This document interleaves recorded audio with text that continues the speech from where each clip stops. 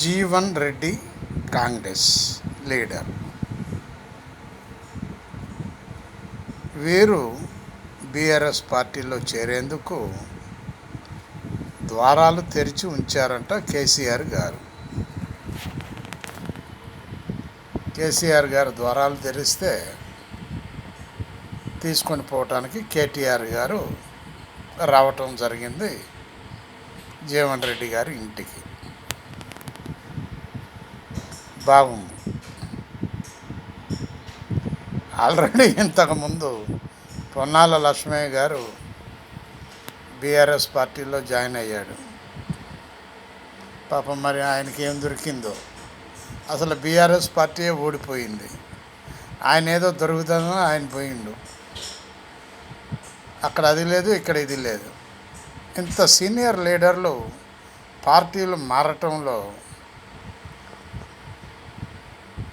కింద ఉన్నటువంటి కార్యకర్తలు వాళ్ళు ఫీల్ అవుతున్నారు. ఎందుకంటే ఏమైంది, వెనక్కి సంపాదించుకోలేదా, ఇప్పుడు పార్టీ మారవలసిన అవసరం ఏంటి, ఈయనేమన్నా బచ్చాగాడా అని అంటున్నారు ప్రజలు. అతి సీనియర్ అయినటువంటి వ్యక్తులు ఈ విధంగా పార్టీలు మారితే ప్రజల్లో ఈ విధమైనటువంటి టాక్ వస్తుంది. వాళ్ళు మంచివాళ్ళే, జీవన్ రెడ్డి గారు మంచివాడే, కాదన్నట్లు లేదు. పొన్నాల లక్ష్మయ్య గారు ఆయన మంచివాడే, కాదంటం లేదు.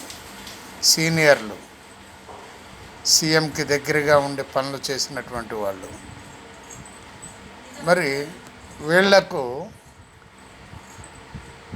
ఏమి తక్కువైందని చెప్పి పార్టీలు మారుతున్నారు అనేటటువంటి క్వశ్చన్ తెలంగాణ రాష్ట్రంలో చిన్న పిల్లవాడు కూడా క్వశ్చన్ వేస్తున్నాడు. ఆలోచించండి ఈ విషయాన్ని మీరు. బాలసాని వీరప్రసాద్, హైదరాబాద్.